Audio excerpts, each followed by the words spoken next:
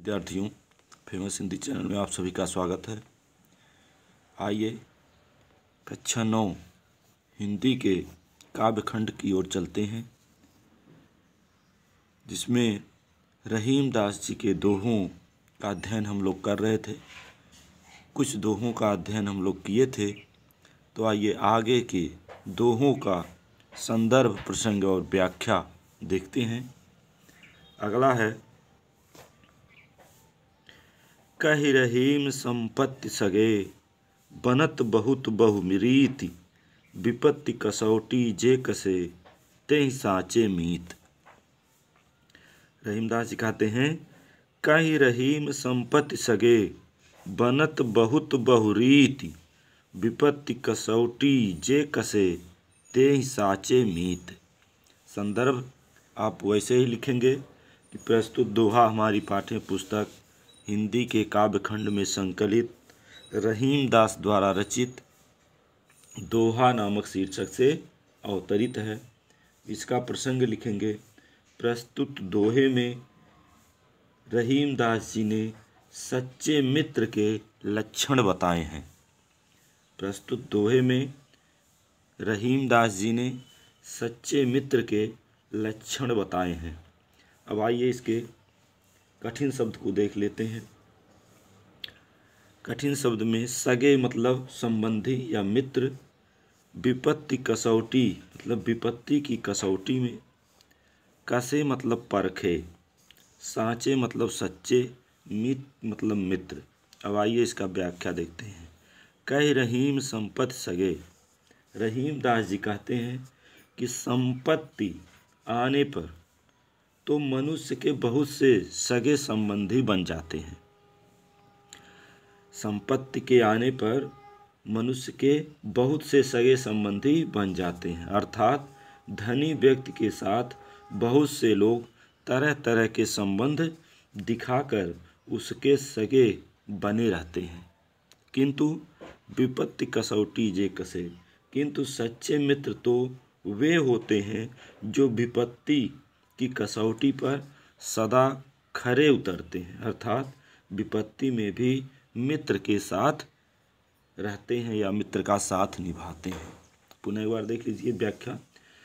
रहीम दास जी कहते हैं कि संपत्ति आने पर मनुष्य के बहुत से सगे संबंधी बन जाते हैं, अर्थात धनी व्यक्ति के साथ बहुत से लोग तरह तरह के संबंध दिखाकर उसके सगे बने रहते हैं।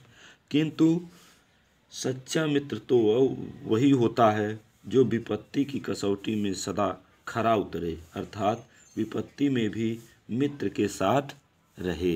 अब आइए इसका काव्य सौंदर्य देखेंगे। भाषा ब्रज भाषा है, शैली मुक्तक है, रस शांत है, गुण प्रसाद, छंद दोहा और अलंकार है अनुप्रास। आइए अगले दोहे पर चलते हैं। जाल परे जल जात बही, तज मीनन को मोह, रहीमन मछली नीर को, तव न छाड़त छोह। इसका भी संदर्भ आप पूर्ववत लिखेंगे, प्रसंग लिखेंगे। प्रस्तुत दोहे में रहीम ने सच्चे प्रेम की व्याख्या की है। प्रस्तुत दोहे में रहीम ने सच्चे प्रेम की व्याख्या की है। अब आइए इसका कठिन शब्द देख लेते हैं। तज, तज मतलब छोड़कर, मीनन मतलब होता है मछलियों का, तव, तव मतलब होता तब भी, छोह माने होता प्रेम। अब आइए व्याख्या देखते हैं इसका। जाल परे जल जात बही, तज मीनन को मोह। रहीम दास जी कहते हैं कि मछलियों को पकड़ने के लिए जब मछुआरा अपना जाल फेंकता है, मछलियों को पकड़ने के लिए जब मछुआरा अपना जाल फेंकता है, तो मछलियों के मोह और प्रेम को छोड़कर जल आगे बढ़ जाता है। मछलियों के प्रेम और मोह को छोड़ करके जल आगे बढ़ जाता है, लेकिन मछली उस स्थिति में भी जल के प्रेम को नहीं छोड़ पाती और जल से निकाले जाने पर अपने प्राण त्याग देती है। कहने का तात्पर्य यह है कि सच्चा प्रेम करने वाला कभी अपने साथी का साथ नहीं छोड़ता, भले ही उसे अपने प्राणों का त्याग क्यों न करना पड़े। पुनः एक बार देख लीजिए। रहीम दास जी कहते हैं कि मछलियों को पकड़ने के लिए जब मछुआरा अपना जाल फेंकता है तो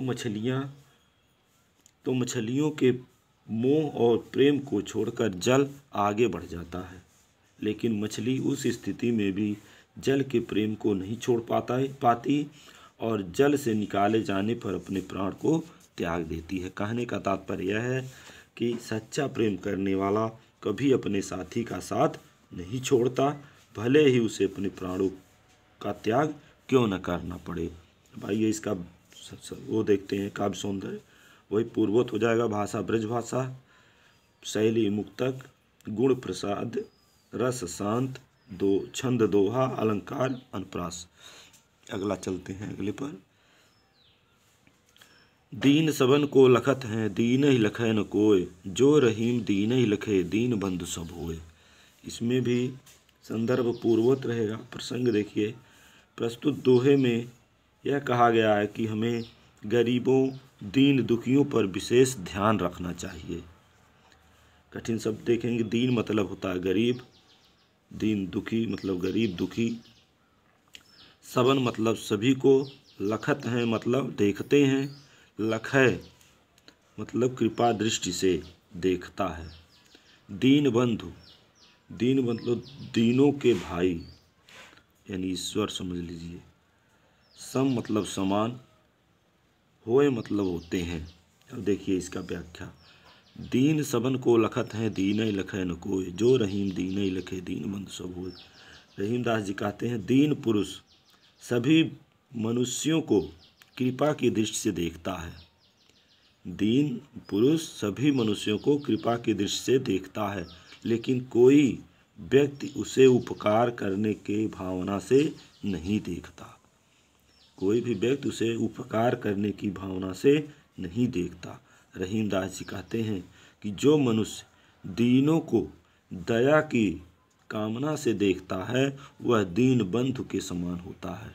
आशय यह है कि हमें दीन दुखियों को हीन भावना से कभी नहीं देखना चाहिए, बल्कि जहाँ तक हो सके हमें उन पर दया करनी चाहिए।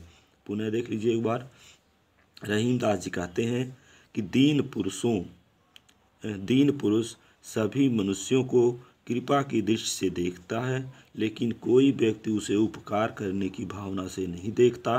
रहीम दास जी कहते हैं कि जो दीनों को दया की भावना से देखता है वह दीन बंधु के समान होता है। आशय यह है कि हमें दीन दुखियों को हीन भावना से कभी नहीं देखना चाहिए, बल्कि जहाँ तक हो सके हमें उन पर दया करनी चाहिए। काव्य सौंदर्य भाषा आपका ब्रज भाषा हो जाएगा। शैली मुक्तक, छंद दोहा, अलंकार अनुप्रास, रस शांत। आइए अगला देखते हैं 8वां। प्रीतम छवि नयनन बसी, पर छवि कहाँ समाए, भरी सराय रहीम लख, पथिक आप फिर जाए। इसका भी संदर्भ आप वही लिखेंगे। प्रसंग लिख देखिए। इस दोहे में यह कहा गया है कि ईश्वर के प्रति प्रेम हो जाने पर अन्य मोह स्वतः ही समाप्त हो जाते हैं। ईश्वर के प्रति मोह उत्पन्न हो जाने पर, प्रेम उत्पन्न हो जाने पर अन्य मोह स्वतः अपने आप ही समाप्त हो जाते हैं। अब देखिए इसका कठिन शब्द। छवि मतलब होता है रूप, बसी मतलब बसा हुआ, पर मतलब दूसरी, लखी मतलब देखकर, लखी मतलब देखकर। अब देखिए इसका व्याख्या। रहीम दास जी कहते हैं प्रीतम छवि नयनन बसी, मेरे नेत्रों में अपने प्रियतम का रूप बस गया है।